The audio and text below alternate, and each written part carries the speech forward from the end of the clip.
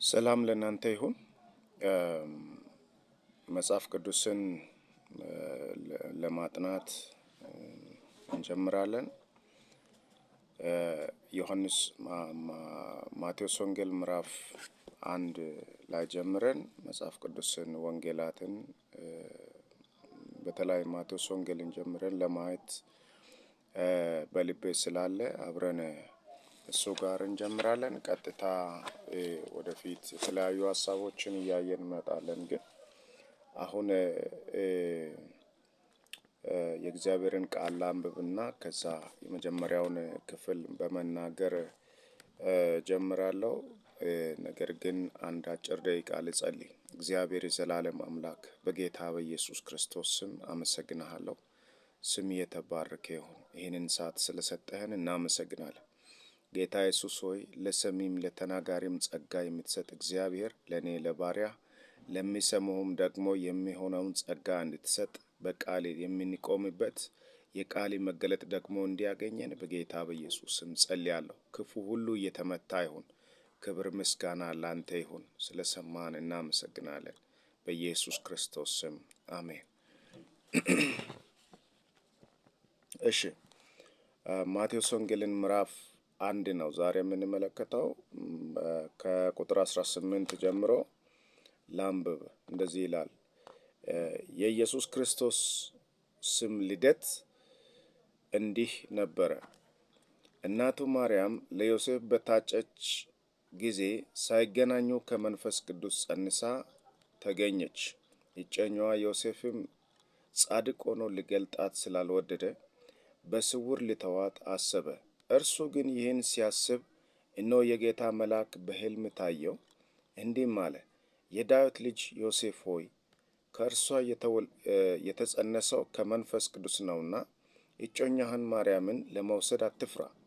ልጅም ትወልዳለች፣ እርሱ ሕዝቡን ከኃጢአታቸው ያድናቸዋልና ስሙን ኢየሱስ ትለዋለህ። በነቢይ ከጌታ ዘንድ እነሆ ድንግል ትጸንሳለች፣ ልጅም ትወልዳለች፣ ስሙንም አማኑኤል ይሉታል የተባለው ይፈጸም ዘንድ ይህ ሁሉ ሆኗል። ትርጓሜውም እግዚአብሔር ከእኛ ጋር የሚል ነው። ዮሴፍም ከእንቅልፉ ነቅቶ የጌታ መልአክ እንዳዘዘው አደረገ። እጮኛውንም ወሰደ፣ የበኩር ልጇንም እስክትወልድ ድረስ አላወቃትም። ስሙንም ኢየሱስ አለው ይላል። እንግዲህ የዚህ ክፍል ዋና ሀሳብ እንደዚህ ብያለሁ። እግዚአብሔር ከእኛ ጋር ብያለሁ፣ ወይም አማኑኤል ማለት ነው። ይሄ ስለ ክፍሉ እንደዛ ነው የምለው። ስለዚህ እግዚአብሔር ከእኛ ጋር የሚል ሀሳብን ሰጥቻለሁ ማቴዎስ ወንጌል ምዕራፍ 1 እና ከላይ ጀምራችሁ ስትመለከቱ የመጀመሪያው እግዚአብሔር ከእኛ ጋር የሆነበትን መንገድ የሚናገር ሀሳብ እዚህ እንዳለ እንመለከታለን። የመጀመሪያው እግዚአብሔር ከእኛ ጋር እንዴት ሆነ ብላችሁ ስትመለከቱ ጌታ ኢየሱስ ክርስቶስ ሰው በመሆን በመገለጥ ነው ከእኛ ጋር የሆነው። እግዚአብሔር ሰው የሆነበት፣ ኢየሱስ ክርስቶስ ሰው የሆነበት፣ አብ ወልድ መንፈስ ቅዱስ አንድ አምላክ፣ ኢየሱስ ክርስቶስ የሥላሴ አካል የሆነ ኢየሱስ ክርስቶስ ስጋ ለብሶ እሱ ራሱ አምላክ የሆነ ጌታ ሰው ሆኖ የተገለጠበትን ክፍል እንደሚናገር እንመለከታለን። እስከ ቁጥር 17 ድረስ ያለው፣ ከዛ በፊት ከምዕራፍ 1 ቁጥር 1 ጀምሮ ያለው ስፍራ እግዚአብሔር ሰው የሆነበትን የሚናገር እንደሆነ እንመለከታለን። ስለዚህ እግዚአብሔር ከእኛ ጋር የሆነው እንዴት ነው ሲባል ሰው ሆኖ ነው፣ እኛን ሆኖ ነው፣ እኔንና እናንተን ሆኖ ነው። መጽሐፍ ቅዱስ በዕብራውያን ላይ ሲናገር እንደዚህ ይላል፣ ከኃጢአት በስተቀር በነገር ሁሉ እኛን ሊመስል የተገባው ነው ይላል። ስለዚህ ኢየሱስ ክርስቶስ ደግሞ የአብርሃምን ዘር እንጂ የመላእክትን ዘር አልያዘም ይላል። ስለዚህ ኢየሱስ ክርስቶስ እኔንና እናንተን የሆነበት ክፍል እዚህ ጋር እንደሚናገር እንመለከታል። በእርግጥ እስከ ቁጥር 17 ድረስ በዋና ሀሳቡ ጂኒዮሎጂ ወይም ደግሞ የኢየሱስ ክርስቶስን የትውልድ ሀገር ሀረግ ይናገራል እና ያንን ነው መነሻ አድርጎ የሚናገረው። ለዚህም ነው የዳዊት ልጅ የአብርሃም ልጅ የኢየሱስ ክርስቶስ ትውልድ መጽሐፍ ብሎ ነው ምዕራፍ 1 ቁጥር 1 ማቴዎስ ወንጌል ላይ ጀምረው። ስለዚህ የኢየሱስ የዳዊት ልጅ የአብርሃም ልጅ የኢየሱስ ክርስቶስ የትውልድ መጽሐፍ ብሎ ጂኖሎጂውን የኢየሱስ ክርስቶስን የትውልድ ሐረግን ይናገራል። እዚህ ጋር ግን እግዚአብሔር አማኑኤል የሆነበት እግዚአብሔር ከኛ ጋር የሆነበት እንዴት ነው የሚለውንም ሐሳብ በዋናነት የሚገልጥ እንደሆነ እንመለከታለን። ለምንድን ነው እኔ ያልከው ብትሉ ዳዊትና አብርሃም ሰዎች ናቸው። ከአባት ከእናት ከስጋ እናት ከስጋ አባት የተወለዱ የሰዎች ናቸው። ስለዚህ ኢየሱስን ማን ብሎ ይገልጧል? የዳዊት ልጅ የአብርሃም ልጅ የኢየሱስ ክርስቶስ የትውልድ መጽሐፍ ብሎ ነው የሚናገረው። ስለዚህ ኢየሱስ ክርስቶስ ሰው የሆነ እንደሆነ ይህ ክፍል ይናገራል። ሰው ሆኖ እኛን ሆኖ የተገለጠበትን። ስለዚህ እግዚአብሔር ከኛ ጋር የሆነው እንዴት ነው ሲባል ሰው ሆኖ ነው። ከዚህ የዳዊት ልጅ የአብርሃም ልጅ ካለ በኋላ እያንዳንዱን አብርሃም ይስሐቅን ወለደ፣ ይስሐቅ ያዕቆብን ወለደ፣ ያዕቆብ ይሁዳንና ወንድሞቹን ወለደ ብሎ እየዘረዘረ እያንዳንዱን ወደ ዳዊት ይደርሳል። ከዛ በኋላ እየመጣ የማርያም እጮኛ ወደ ነበረው ወደ ዮሴፍ ሲደርስ እንመለከታለን። ስለዚህ ኢየሱስ ክርስቶስ ከሰው ጂኖሎጂ ተቆጥሮ እንደመጣ ይህ ክፍል ይናገራል። እግዚአብሔር ከኛ ጋር የሆነው አንደኛ ምን ሆኖ ነው? ሰው ሆኖ ነው ማለት ነው። ሁለተኛ እግዚአብሔር ሰው የሆነበትን መንገድ እንዴት ነው የሚለው ሲናገር ከመንፈስ ቅዱስ ተጸንሶ ነው ይላል። ከመንፈስ ቅዱስ ተጸንሶ ነው ሰው የሆነው። ልክ እኛ በባዮሎጂካል መንገድ ሰው ከእናት ከአባት ነው የሚወለደው። ሁላችንም እንደምናውቀው ሰው የሚወለደው ከእናት ከአባት ነው።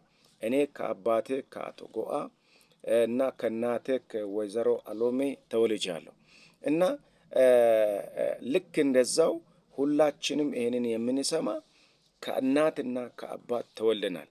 ኢየሱስ ክርስቶስ ግን ያለ አባት ፈቃድ ነገር ግን ከሴት ነው የተወለደው። ስለዚህ ይሄንን ክፍል የምናገረው ቁጥር 17 ላይ ነው። እንደዚህ ይላል።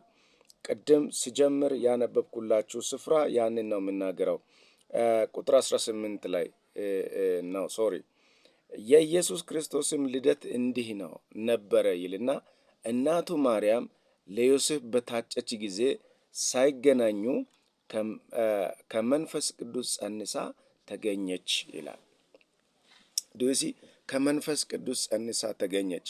ለዮሴፍ በታጨች ጊዜ ሳይገናኙ ማለት ምን ማለት ነው? በአጭር ቋንቋ ሴክሹዋል ኢንተርኮርስ ሳያደርጉ ግብረ ስጋ ግንኙነት ሳያደርጉ ማርያምና ዮሴፍ ታጭቶ ሳለ እንዲህ አይነት ነገር ውስጥ ሳይገቡ ከመንፈስ ቅዱስ ጸንሳ ተገኘች ይላል። ስለዚህ እግዚአብሔር ከኛ ጋር የሆነው እንዴት ነው? ከመንፈስ ቅዱስ በመጸነስ ነው። ክብር ለኢየሱስ ይሁን።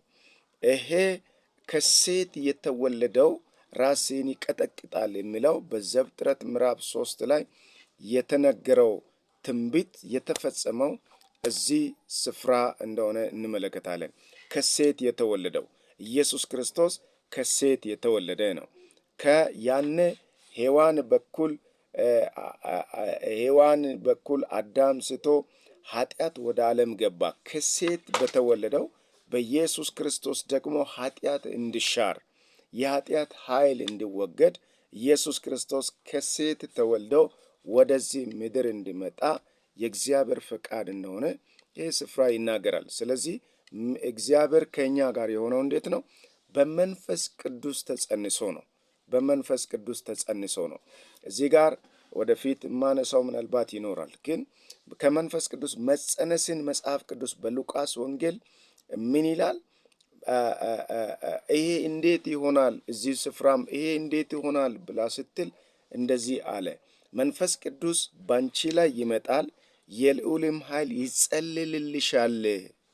ስለዚህ ካንቺ የሚወለደው ቅዱሱ የእግዚአብሔር ልጅ ይባላል የሚለውን ቃል እንመለከታለን። ይጸልልልሻል። መንፈስ ቅዱስ ከመጸለሉ የተነሳ ነው ኢየሱስ ክርስቶስ ከሴት ያለ ኃጢአት የወለደ በተለይ ያለ ኃጢአት እንዲወለድ ከሰው ልጆች መካከል ያለ ኃጢአት የተወለደው የአዳም ኃጢአት በውርስ ወደ ኢየሱስ ክርስቶስ ያልተላለፈው ሳይተላለፍ የተወለደ ነው። ኢየሱስ ክርስቶስ ከኃጢአት በስተቀር በነገር ሁሉ እኛን ሊመስል የተገባ ነው። ስለዚህ ምን ሆኖ ነው? መንፈስ ቅዱስ ከመጸለሉ የተነሳ ነው ኢየሱስ ክርስቶስ ያለ ኃጢአት የተወለደው። መጸለል መጋረድ ነው። መጸለል ከኃጢአት መሸፈን ነው። ከማርያም ስጋን ስጋ ሲነሳ ኢየሱስ ክርስቶስ ከአዳም የተወረሰውን ኃጢአት የውርስን ኃጢአት ከማርያም ያልወረሰው መንፈስ ቅዱስ ከመጸለሉ የተነሳ ነው። ስለዚህ ኢየሱስ ክርስቶስ ምን ሆኖ ነው? ከሴት ከሰው ልጅ ተወልደው በመንፈስ ቅዱስ ተጸንሶ ከዚህ የተነሳ ኢየሱስ ክርስቶስ የእግዚአብሔር ልጅ ከእኛ ጋር እንደሆነ አማኑኤል እንደሆነ እግዚአብሔር ከእኛ ጋር እንደሆነ እንመለከታለን። እዚህ ስፍራ ሌላ እንደዚህ ላነሳ የሚፈልገው ይሄንን ለማስተናገድ ስለተዘጋጁ ስለ አስደናቂ ሰዎች ነው። የመጀመሪያው እቺ ማርያም ነች። ቅድስት ብጽዕት ድንግል ማርያም የእግዚአብሔር ልጅ የጌታ የኢየሱስ ክርስቶስ እናት በስጋ ኢየሱስ ክርስቶስን የወለደች መጽሐፍ ቅዱስ እንደምናገር ኢየሱስ ክርስቶስ በስጋ ከማርያም እንደተወለደ ይናገራል። እቺ ሴት አማኝ፣ እቺ ሴት ብጽዕት፣ እቺ ሴት የተወደደች፣ እቺ ሴት የእግዚአብሔርን አጀንዳ ልታስተናግድ ራሷን ያዘጋጀች አሜን ብላ የተቀበለች ሴት እንደሆነች እንመለከታለን። እቺ የእምነት ጀብደኛ፣ የእምነት አርአያ፣ የእምነት ምሳሌ እግዚአብሔርን አጀንዳ በዘመን ፍጻሜ የእግዚአብሔር ኤግዛክት ራይት ካይሮ ታይም ሲመጣ ይሄንን ሐሳብ ያስተናገደች ሴት እንደሆነች እንመለከታለን። ሌላው አብረን ከዚህ ጋር ምዕራፍ 2 ላይ ልናያለ ነው ዮሴፍ እጨኛዋ ነው። ዮሴፍ መጽሐፍ ሲናገር ማርያም ከመንፈስ ቅዱስ እንደጸነሰች ነፍሰ ጡር እንደሆነች ባወቀ ጊዜ ሊገልጣት ስላልወደደ በስውር ልተዋት አሰበ ይላል። በጣም የሚገርም ነገር ነው። በጣም እንደኛ ዘመንም ራሱ አይደለም። በዛ ጊዜ የከረረ ሕግ ነው ያለው። እጮኛ የነበረች ሴት ከሌላ ጸንሳ ተገኘች ብሎ ቢያስብ የፈለገ ብዙ እርምጃዎችን የመውሰድ መብት ነበረው። ነገር ግን ጻድቅ ሆኖ ይላል ሊገልጣት ስላልወደደ ይላል በስውር ልተዋት አሰበ ይላል። ኃጢአትን መጽሐፍ ሲናገር የፍቅር ብዛት ይላል። የፍቅር ብዛት ኃጢአትን ይሸፍናል ማለት ምን ማለት ነው? ይሄ ፍቅር የኃጢአትን ብዛት ይሸፍናል፣ የአመፅን ብዛት ይሸፍናል፣ የመተላለፍን ብዛት ይሸፍናል። ስለዚህ ይሄ ሰው በጣም ይወዳት ስለነበረ፣ እሷንም ይወድ ስለነበረ፣ እግዚአብሔርንም ይወድ ስለነበረ ክፋቷ ነው ብሎ ቢያስብ፣ እኔ ላይ ሄዳብኝ ነው ብሎ ቢያስብ በጣም ወደ ሸንጎ ፊት ሊያቀርባት ይችላል፣ ወደ ፍርድ ሊያቀርባት ይችላል፣ ብዙ ነገር ሊያደርስባት እስከ ሞት ቅጣት የሚያስከትል ይችል ነበረ። ነገር ግን መጽሐፍ ሲናገር ጻድቅ ሆኖ ሊገልጣት አልወደደም ይላል መጽሐፍ። ለዚህ ነው የእግዚአብሔር ጌታ ኢየሱስ ራሱ ሲናገር ምን አለ? አንተ የራስን በዓይኒ ላይ ያለው ምሰሶ ያልተመለከትክ፣ ነገር ግን በወንድሜ ዓይን ላይ ያለውን ጉድፍን የምታይ አስቀድመ ራሴ ላይ ያለውን ተመልከት፣ አጥራ፣ ከዛ በኋላ ወንድሜ ላይ ያለውን ለማየት ይበልጥ ዓይኒ የጠራ ይሆናል የሚል ሐሳብ ይናገራል። ስለዚህ አያችሁ፣ ሰው ጋር ከመጠቆም በፊት ሰው ላይ የሆነ ነገር ከማድረግ በፊት ራስን ማየት በጣም አዳኝ የሆነ መንገድ ነው ወገኖች። በጣም ሰዎች በጣም የሚፈወሱበት መንገድ ነው። የዚህ ዮሴፍ ለዚህ ምሳሌ ነው። ጻድቅ ሆኖ ሊገልጣት አልወደደም ይላል መጽሐፍ። ደግሞ ቀጥሎ ስለ ዮሴፍ ሲናገር ዮሴፍ በሕልም ይሄንን እሱ ሲያስብ ሳለ የእግዚአብሔር መልአክ በሕልም ታይቶት ተገልጦለት አትፍራ፣ እጮኛን ማርያምን ለመውሰድ አትፍራ፣ ከሷ የተጸነሰው ከመንፈስ ቅዱስ ነውና ብሎ ሲናገር አሜን ብሎ ተነስቶ ሊቀበላት የሄደ ሰው ዲስ በጣም አስገራሚ የሆነ ሰው ነው። በጣም እንዴት ምክንያቱም ከዛ በፊት የሰማው ነገር ማለት ያየው ነገር የለም። ምናልባት ድንግል ትጸንሳለች፣ ወንድ ልጅ ትወልዳለች የሚለውን በዚህ ጋርም የተጠቀሰውን በኢሳይያስ 7:14 ላይ ያለውን ሐሳብ ተሰብኮ ሊሆን ይችላል፣ ሰምቶ ሊሆን ይችላል። ነገር ግን ምንም ባላየበት፣ ምንም ከዚህ በፊት እንዲህ አይነት ነገር ሲሆን ባልሰማበት አምኖ ለመቀበል በጣም ከባድ ነው። ነገር ግን አምኖ ተቀበለ። ይሄ ሰው መልአኩ በሌሊት መጥቶ ሲገልጥለት ተነስቶ ላለመታዘዝ ምንም ምክንያት ሊያቀርብ አልፈለገም። ይልቁኑ እሺ ብሎ ታዞ ሄዶ እጮኛውን ማርያምን ሲወስድ እንመለከታለን። ከዛ በኋላስ የበኩር ልጇን እስክትወልድ ድረስ አላወቃትም ይላል። ይሄ ሰው በጣም ጄኒዩን ሰው እንደሆነ የእግዚአብሔርን ትእዛዝና ሐሳብ ለማስተናገድ ፈቃዱን የሰጠ ሰው እንደሆነ ይናገራል። እንዲህ አይነት ሰው ላይ ታዲያ እግዚአብሔር እንዴት አብሮ አይሆን? ከዚህ በኋላ ሲሰሙ በኤቭሪ ሞመንት የእግዚአብሔርን ሐሳብ እየተረዳ እግዚአብሔር ከሱ ጋር እንደሆነ እየገባው እግዚአብሔርን ሐሳብ እያስተናገደ በሕልም ራእይ እያየ የእግዚአብሔርን ሐሳብ እያስተናገደ መንገዱን የሚሄድ ሰው እንደሆነ እንመለከታለን። ቅን ልበቅኖች ጋር እግዚአብሔር አብሮ ይቆማል። ከእግዚአብሔር ጋር ከሚሰለፉት ጋር እግዚአብሔር አብሮ ይቆማል። እግዚአብሔርን ከሚሰሙት ጋር እግዚአብሔር አብሮት ይቆማል። የእግዚአብሔርን ሐሳብ የእግዚአብሔርን ቃል ሰምቶ በቅንነት ከሚታዘዙት ጋር እግዚአብሔር አብሮ ይቆማል። ስለዚህ እግዚአብሔር ከሱ ጋር ይሆናል። ከዮሴፍ ጋር እግዚአብሔር አብሮት እንደሆነ ዮሴፍ ሕይወት ላይ እግዚአብሔር የሰጠው ዳይሬክሽንና ምሪት ምስክር ነው። እግዚአብሔር ከኛ ጋር እንዴት ሆኖ? አማኑኤል ሆኖ በስጋ ከዳዊት ከአብርሃም ዘር ተወልዶ እንዴት ሆኖ? ከመንፈስ ቅዱስ ተጸንሶ እንዴት ሆኖ? በጻድቅና ቅዱስ በሆኑ ሰዎች እግዚአብሔርን ሐሳብ በሚሰሙ ሰዎች በኩል በእነሱ መታዘዝ እግዚአብሔር ለዓለም መድኃኒት ሆኖ ኢየሱስ ክርስቶስ መጣ። የመጨረሻውን ሐሳብ ተናግሬ ያበቃለሁ። ስሙን ኢየሱስ ትለዋለህ ይለዋል። ኢየሱስ ማለት እንደዚህ ማለት ነው ብሎ እዚህ ጋር ምዕራፍ 1 ቁጥር 21 ላይ ይተረጉማል።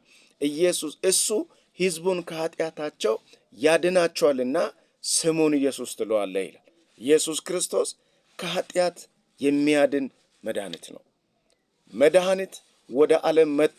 ማንም ዶክተር፣ ማንም በዓለም ላይ ያለ ተመራማሪና ሳይንቲስት እግዚአብሔር በሰጣቸው ጥበብ ብዙ ነገር ለሰዎች ሊያደርጉ፣ ሰውን ሊያክሙ፣ በበሽታቸው ሰዎች እንዲድኑ እግዚአብሔር ለሰው ልጅ ጥበብ ሰጥቷል። ነገር ግን እስካሁን እንዳየነው ታሪክ እንደምናገር የእግዚአብሔርን ቃል እንደምናገር ማንም የሰው ልጅ ሰውን ከኃጢአት ሊያድን አልቻለም፣ አይችልምም። ከኃጢአት ሊያድን የሚችል አንድ ግን አለ፣ ኢየሱስ ክርስቶስ ይባላል። ዛሬም ኢየሱስን አንድ ሰው የሕይወቱ ጌታና አዳኝ አድርጎ ቢቀበል በእርግጥ ከኃጢአቱ ይድናል፣ በነፍሱ ምስክር ይኖረዋል። ኢየሱስ በውስጡ መጽሐፍ ሲናገር እነሆ በደጅ ቆሜ አንኳኳለሁ፣ ማንም ድምፄን ሰምቶ በሩን ብከፍትልኝ ወደ እሱ ገባለሁ፣ ከእሱ ጋርም ራት እበላለሁ ይላል። ደግሞም በሌላ ስፍራ አብና እኔ መጥተን በሱ ዘንድ መኖሪያን እናደርጋለን ይላል። አንተ የመለኮት መኖሪያ የእግዚአብሔር አብ፣ ወልድ፣ መንፈስ ቅዱስ አንድ አምላክ መኖሪያ እንድትሆን ትፈልጋለህ? ልብን ክፈትና በግልም ይሁን ከቅዱሳን ጋር ይሄንን ውሳኔ ለራሴ ወስን። እግዚአብሔር ሆይ ከኔ ጋር እንደሆንክ አሁን በቃል ሰምቻለሁ፣ አንተን በግሌ ወስኜ መከተል ፈልጋለሁ ብለህ ጌታ ኢየሱስን የሕይወት ጌታና አዳኝ አድርገህ ተቀበል። እግዚአብሔር በእርግጥ ካንተ ጋር አማኑኤል ሆኖ ይኖራል። ክብር ለኢየሱስ ይሁን። እግዚአብሔር ይባርካችሁ። ይህንን ሐሳብ ላይክ ሼር አድርጉ፣ ስሙ። እግዚአብሔር ቢፈቅድና በሕይወት ብንኖር ከዚህ በኋላ የእግዚአብሔርን ቃል ኮንቲኒስሊ እየተማረን እንሄዳለን። የተለያዩ ሐሳቦችን በስልጠና መልክ በትምህርት መልክ እናቀርባለን። እጸልይላችኋለሁ። እግዚአብሔር ድንቅና ታምራት ያደርጋል። እንጸልያለን።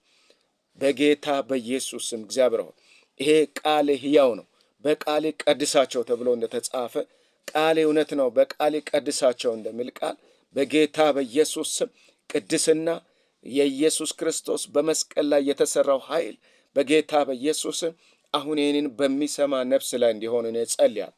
እግዚአብሔር የዘላለም አምላክ ሆይ በጌታ በኢየሱስ ክርስቶስ በመስቀል ላይ በተሰራው በታላቅ ሥራ እግዚአብሔር የዘላለም አምላክ ሆይ ቀንበር ሁሉ እንዲሰበር እኔ ጸልያለሁ። እስራት ሁሉ እንዲበጠስ እኔ ጸልያለሁ። ኃይላት እግዚአብሔር የዘላለም አምላክ ስልጣናት ሁሉ የሚንበረከኩለት በሰማይና በምድር ያሉ ገዥነትና ኃይላት ሁሉ በሚንበረከኩለት በጌታ በኢየሱስ ክርስቶስ ሰውነታቸው ላይ ስጋቸው ላይ የታመሙ ሰዎች ቢኖሩ በጌታ በኢየሱስም እግዚአብሔር ከሱ ጋር አማኑኤል ሆኖ ከመገለጡ የተነሳ በኢየሱስም አሁን ፈውስ በላዩ ላይ እንዲሆን በማንኛውም ቀንበር ስር ያሉ በሱስ ቢሆን በየትኛውም ነገር የተጠመዱ ሰዎች በጌታ በኢየሱስም ነፃነትን እንዲያገኙ እግዚአብሔር በላያቸው ላይ እንዲሆን እግዚአብሔር የዘላለም አምላክ ሆይ የጌታ የኢየሱስ ክርስቶስ ሰላምና ሕይወት በሕይወታቸው ላይ እንዲሆን እኔ ጸልያለሁ። እግዚአብሔር የዘላለም አምላክ መልካምነትን፣ ኃይልን፣ ክብርን እግዚአብሔር ሆይ በኢየሱስ ስም ቃልን በሚሰሙ እሺ ብሎ በሚታዘዙ እግዚአብሔር በየዋህነት ልባቸውን ለቃሌ በሚያቀኑ ሰዎች መንፈስ ቅዱስ በሕይወታቸው አንተ እንድትገዛ ማንኛውን ቀንበር ከላያቸው ላይ እንዲሰበር እኔ ጸልያለሁ። ይህንን ስለምታደርግ እናመሰግናለን። ስለ ሰማን ስም የተባረከ ይሁን። በጌታ በኢየሱስ ክርስቶስ ስም አሜን።